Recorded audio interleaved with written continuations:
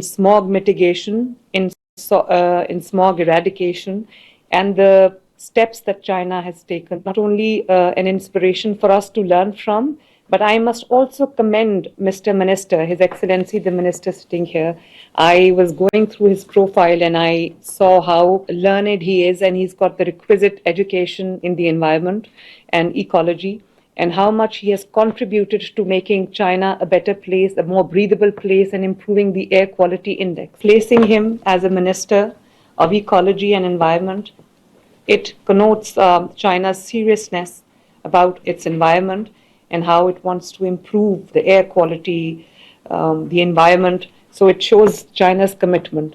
And also, I want to mention here that President Xi's philosophy of shared destiny. So you're not only sharing the fruit of your labor with the world, with sharing your success with the world, but you're also a guiding light for countries like us who are also faced with environmental threat. Smog in Pakistan is a recent phenomenon. It's pretty recent. It was not there 10 years ago. But ever since, it's been going from bad to worse. Like China has lifted 800 people out of poverty into the middle class. I have a shining example to emulate it back home. I am a chief executive of a province that has a population over 150 million people. It's big enough to be a big country. And we have our own set of challenges. Environment is one of them. I want to make Punjab into an economically viable, into a social welfare province where all the people, citizens of Punjab, have a sense of participation and have a sense of being looked after by the state and become the stakeholders. I'm also completely and absolutely committed to making Punjab into a climate resilient Punjab.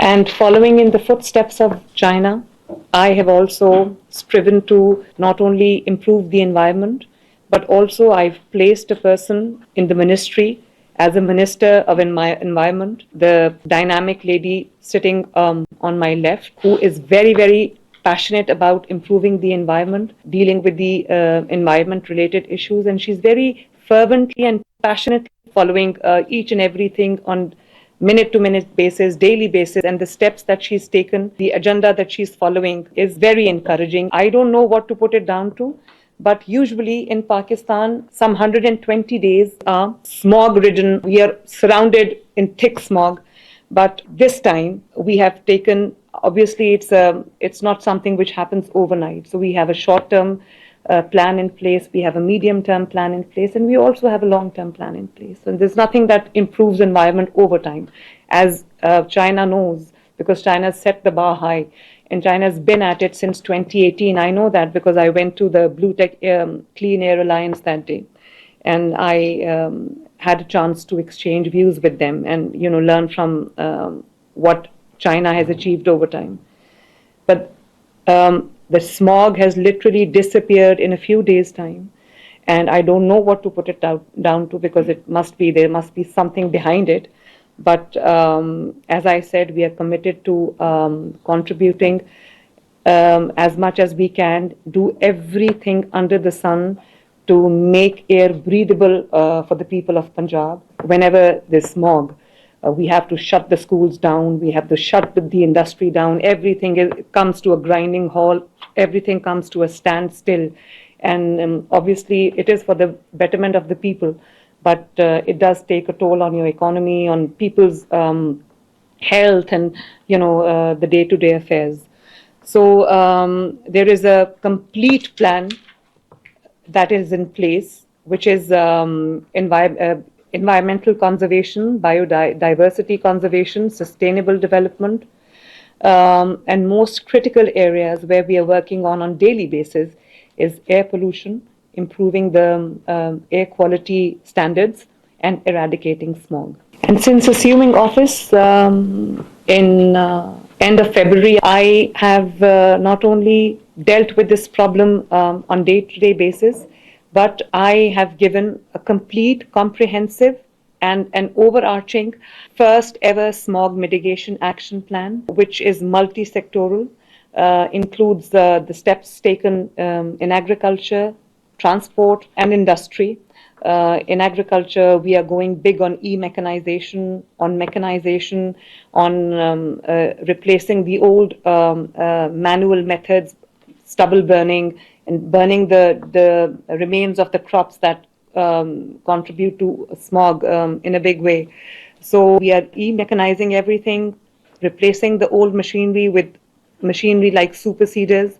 And in transport, we are introducing Pakistan's first ever electric vehicle policy, where we are gradually and slowly, as China is already implementing, moving towards electric vehicles.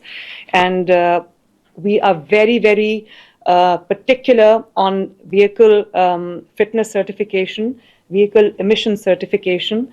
And then in the industry, we are monitoring the industry in real time through the environmental control systems and also dashboards. So mapping all the industry in real time, and also, as China did, again, following in the footsteps, we're taking the industry out of the cities to give people a more nicer, cleaner air to breathe. Excellency's personal interest, his area of interest, his area of expertise, his speciality is biodiversity conservation, wildlife protection, and we are here to learn from the lessons, the tests that China has passed in flying colors, learn from your experiences, learn from your combat pollution and smog.